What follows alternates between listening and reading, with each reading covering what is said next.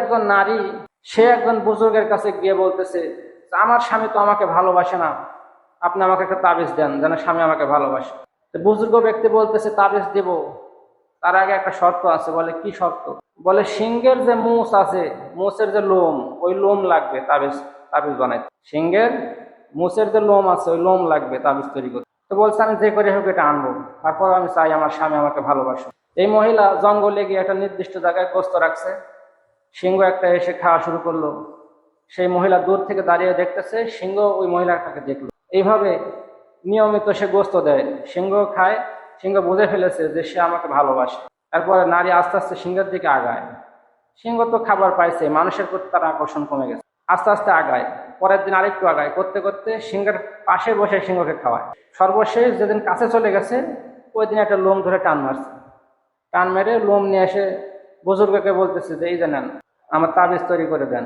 তো বুজুর্গ বলতেছে যে একটা সিংহের লোম নিয়ে আসার জন্য তুমি 1 মাস ভর কষ্ট করে সিংহকে বসে আনলে, আর তোমার স্বামীকে তুমি বসে আনতে পারবে না, এটা তো আমি বিশ্বাস করি না।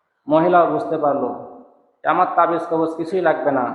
আমিও বুঝতে পারছি আমি যেই পরিশ্রম এই সিংহের লোম আনার জন্য করেছি, আর অর্ধেক পরিশ্রম যদি আমার স্বামীর পিছনে করি, তাহলে আমার স্বামী আমার প্রতি আকৃষ্ট হবে। স্ত্রীদেরও উচিত স্বামী ভালো না বাসলে স্বামীর সাথে ভালো আচরণ করা, তাহলে ওই স্ত্রী পরকালে পুরস্কার পাবে।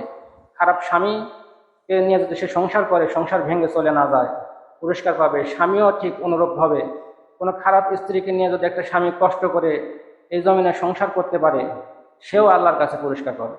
এক মুরিদ তার পীরের কাছে গেছে সংসারের সমস্যা ঠিক করার জন্য। বউয়ের সাথে সম্পর্ক ভালো না, গিয়ে পীরের বাড়িতে গিয়ে বলতেছে, আম্মাজান, হুজুর কোথায়? আম্মাজানের গোলার ভোল্টেজ দেখে বুঝতে পারছে যে এটা কেমন আম্মাজান। জানি না, তুমি যা খুঁজে নিয়ে আসো তোমার পীর কোথায়। আসুক, আজকে সকালে গেছে পর্যন্ত আসে নাই, ঝাড়ু রেডি করে রাখছে। মুরিদ কয়, ওরে বাপরে, আমার বউয়ের চেয়ে তো পীরের বউ আরো ডেঞ্জারাস।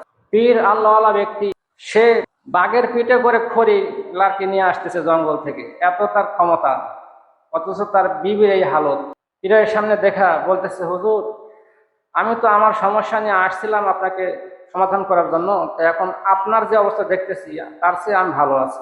হুজুর, ইচ্ছা করলে তো মেয়েটাকে পরিবর্তন করতে পারেন, এরকম দজ্জাল মহিলা নিয়ে আপনার সংসার করার কি দরকার আছে? পীর সাহেব বলতেছে, বাবা, আমি যদি এই মহিলাটাকে ছেড়ে দেই, আমার আরেক মুসলমান ভাইকে গিয়ে সে কষ্ট, তাহলে সেই কষ্টটা যে আমি সহ্য করি, আল্লাহ আমাকে পুরস্কার দিবে না? আমাদের চিন্তা চেতনা এরকম থাকতে হবে। কোথায় কোথায় স্ত্রীকে ছেড়ে দেওয়া যাবে না, আবার স্ত্রীদেরও স্বামীর সাথে খারাপ আচরণ করা যাবে না।